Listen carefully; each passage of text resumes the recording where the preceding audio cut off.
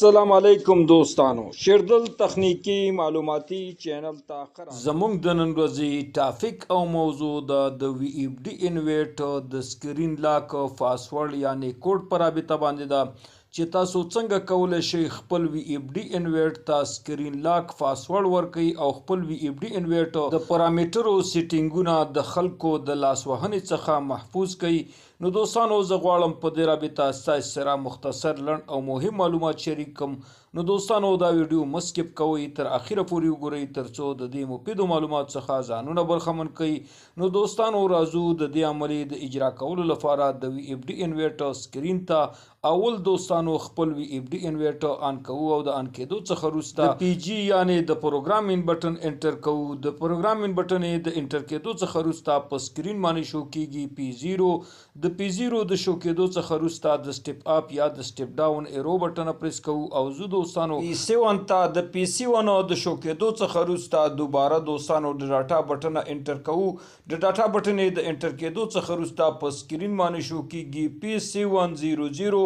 د P700 د شو کېدو څخه وروسته دوباره بیا د ډاټا بټن انټر کوو. ډاټا بټن د انټر کېدو څخه وروسته دلته په سکرین باندې دوستانو شو کیږي 50.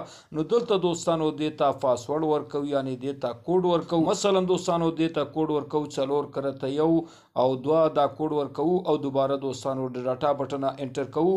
د ډاټا بټن د انټر کېدو څخه وروسته د پروګرام څخه وځو. دلته دوستانو په فزیکلی توګه باندې وی ایف ډی انویټ ته پاسورډ ورکړ شو. پاسورډ دوستانو د وی ایف ډی انویټ په سکرین باندې نشو کیږي. نو دوستانو، د دې عملې د اجرا کولو څخه وروسته د وی ایف ډی انویټ د انپوټ ای سی بریکر دا اپ کوو او وی ایف ډی انویټ د څو سکندو لپاره په مکمله توګه باندې دا بندوو. د دې نه وروسته دوباره بیا دوستانو د وی ایف ډی انویټ د آن بټن پریس کوو او خپل وی ایف ډی انویټ دا آن کوو. نو د دې نه وروسته دوستانو بیا چې کله مونږه غواړو په دې کې سیټینګ وکړو، نو د کله چې مونږه د پی جی د پروګرامینګ بټن انټر کوو نو دلته دوستانو بیا ستاسو څخه پاسورډ غواړي. کله چې تاسو پاسورډ نوی ورکړئ نو تاسو نشئ کولی د پارامټرو سیټینګونه وکړئ په خپل وی ایف ډی انویټ کې.